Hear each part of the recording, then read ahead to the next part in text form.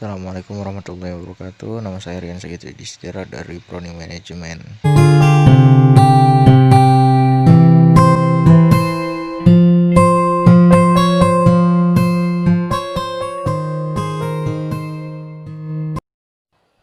Tujuan pokok akuntansi.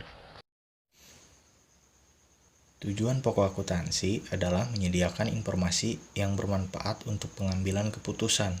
Untuk dapat menghasilkan informasi yang diinginkan, akuntan melakukan serangkaian kegiatan berupa pengumpulan dan pengolahan data akuntansi secara sistematik selama periode berjalan, biasanya selama 1 tahun. Aktivitas pengumpulan dan pengolahan data akuntansi secara sistematik dalam satu periode akuntansi tersebut dikenal sebagai proses akuntansi atau tahap siklus akuntansi. Menurut Hartanto, dalam kurung 2002, siklus akuntansi yang lengkap terdapat 11 tahap, tetapi 2 tahap diantaranya bersifat opsional. Di bawah ini adalah beberapa tahapan dalam siklus akuntansi yang saya lampirkan berdasarkan dari jurnal ataupun website yang saya temukan. Yang pertama, identifikasi transaksi. Langkah pertama dalam siklus akuntansi adalah mengidentifikasi transaksi. Akuntan harus mengidentifikasi transaksi sehingga dapat dicatat dengan benar. Tidak semua transaksi dapat dicatat.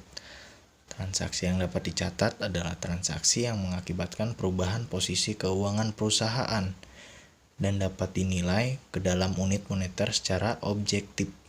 Selain itu, transaksi yang akan dicatat juga harus memiliki bukti. Jika tidak ada bukti, maka transaksi tidak dapat dicatat dan dilaporkan dalam laporan keuangan. Bukti transaksi biasanya berupa kwitansi, nota, faktur, bukti kas keluar, memo, penghapusan piutang, dan sebagainya. Bukti-bukti tersebut tentu saja harus sah dan diverifikasi. Yang kedua, ada analisis transaksi. Setelah mengidentifikasi transaksi, akuntan harus menentukan pengaruhnya terhadap posisi keuangan. Untuk memudahkan, dapat menggunakan persamaan matematis aktiva sama dengan kewajiban tambah ekuitas. Sistem pencatatan adalah double entry system, yaitu setiap transaksi yang dicatat akan berefek terhadap posisi keuangan di debit dan di kredit dalam jumlah yang sama, sehingga setiap transaksi mempengaruhi sekurang-kurangnya 2 rekening pembukuan. Yang ketiga, pencatatan transaksi pada jurnal. Setelah informasi transaksi dianalisis, kemudian dicatat secara runtut di buku jurnal. Jurnal adalah suatu catatan kronologis tentang transaksi-transaksi yang terjadi dalam suatu periode akuntansi. Proses pencatatan transaksi ke dalam jurnal disebut penjurnalan, dalam kurung journalizing. Terdapat 2 macam jenis jurnal, yaitu jurnal umum dan jurnal khusus. Jurnal umum dikenal sebagai istilah jurnal saja. Biasanya pencatatan transaksi dimasukkan ke dalam satu rekening yang didebit dan satu rekening dikredit. Sedangkan jurnal khusus diselenggarakan untuk meningkatkan efisiensi pencatatan terhadap transaksi yang berulang. Contohnya seperti jurnal penjualan, jurnal pembelian, jurnal penerimaan kas, dan lainnya. Yang keempat, posting buku besar. Langkah selanjutnya yaitu memposting transaksi yang sudah dicatat dalam jurnal ke dalam buku besar. Buku besar adalah kumpulan rekening-rekening pembukuan yang masing-masing digunakan untuk mencatat informasi tentang aktiva tertentu. Pada umumnya, perusahaan mempunyai daftar susunan rekening-rekening buku besar yang disebut chart of account. Masing-masing rekening biasanya diberi nomor kode untuk memudahkan dalam mengidentifikasi dan membuat cross reference dengan pencatatan transaksi di dalam jurnal. Yang kelima, penyusunan neraca saldo. Neraca saldo adalah daftar saldo rekening-rekening buku besar pada periode tertentu. Cara menyusun neraca saldo sangat mudah. Anda hanya perlu memindahkan saldo yang ada di buku besar ke dalam neraca saldo untuk disatukan. Saldo pada neraca saldo harus sama jumlahnya. Jika jumlah saldo debit tidak sama dengan jumlah yang ada di kredit, maka dikatakan bahwa neraca saldo tidak seimbang, masih ada kesalahan. Jika demikian, maka akuntan harus mencari kesalahan yang terjadi sebelum laporan disusun. Yang keenam, ada penyusunan jurnal penyesuaian. Jika pada akhir periode akuntansi terdapat transaksi yang belum dicatat, atau ada transaksi yang salah, atau perlu disesuaikan, maka dicatat dalam jurnal penyesuaian. Penyesuaian dilakukan secara periodik. Biasanya saat laporan akan disusun, pencatatan penyesuaian sama seperti pencatatan transaksi umumnya.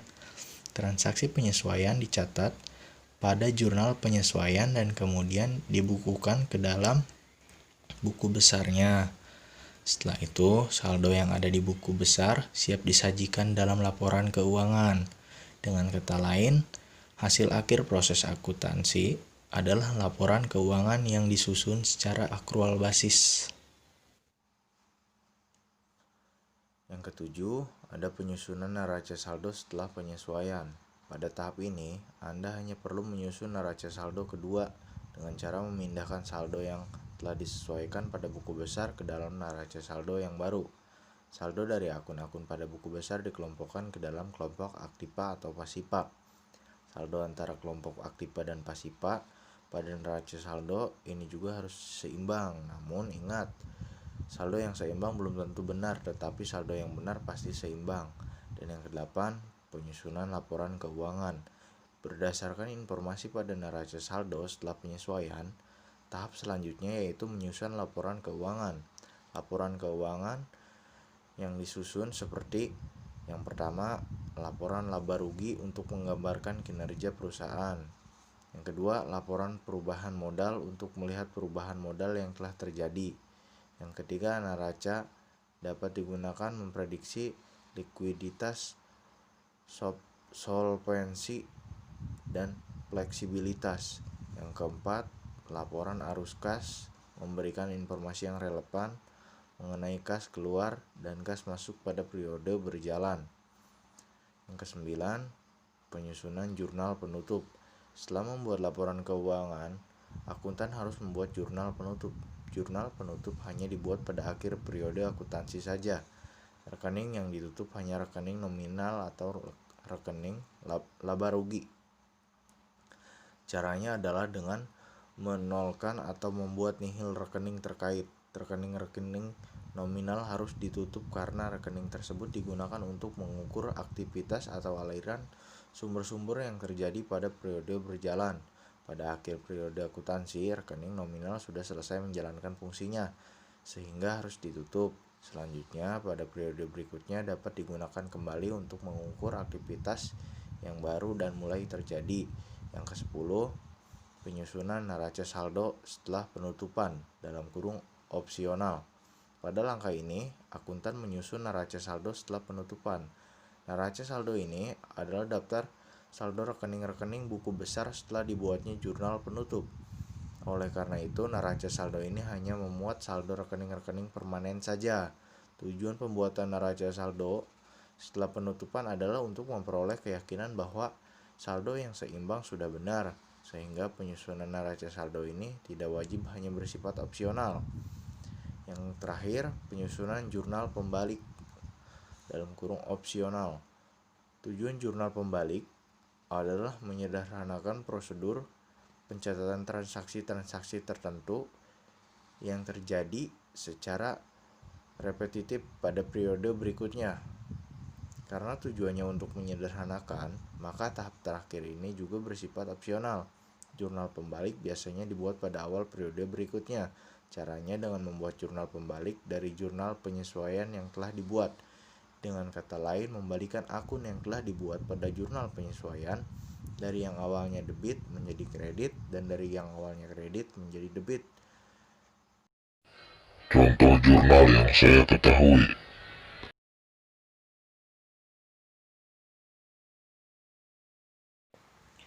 Agar lebih jelas, maka berikut akan disajikan ilustrasi contoh jurnal umum. Yang pertama, tanggal 5 Januari 2018, Pak Jaya menginvestasikan uangnya sebesar 500 juta pada perusahaannya PT Jaya Abadi. Nomor 2, tanggal 11 Januari 2018, dibayar uang sejumlah 20 juta untuk sewa kantor selama 1 tahun. Nomor 3, tanggal 15 Januari 2018, membeli peralatan dan perlengkapan kantor masing-masing sebesar 10 juta dan 5 juta. Yang keempat, tanggal 20 Januari 2018, menerima pendapatan dari penjualan tunai sebesar 10 juta. Yang kelima, tanggal 25 Januari 2018, membayar gaji pegawai untuk bulan Januari sebesar 20 juta. Analisis atau identifikasi transaksinya sebagai berikut. Yang pertama, setoran modal membuat harta perusahaan bertambah dalam bentuk kas sebesar 500 juta debit. Modal Pak Jaya bertambah 500 juta pada sisi kredit. Yang kedua, harta perusahaan berupa kas berkurang sebesar 20 juta kredit untuk membayar sewa, namun perusahaan juga memiliki aset berupa sewa dibayar di muka sebesar 20 juta debit. Aset perusahaan berupa peralatan bertambah sebesar 10 juta dan berupa perlengkapan sebesar 5 juta, tetapi aset berupa kas perusahaan berkurang sebesar 15 juta. Yang keempat, pendapatan dari penjualan membuat pendapatan bertambah pada sisi kredit sebesar 10 juta. Aset perusahaan berupa kas bertambah sebesar 10 juta debit. Yang kelima, beban gaji bertambah menjadi 25 juta debit. Aset perusahaan berupa kas berkurang sebesar 25 juta, itu dikredit.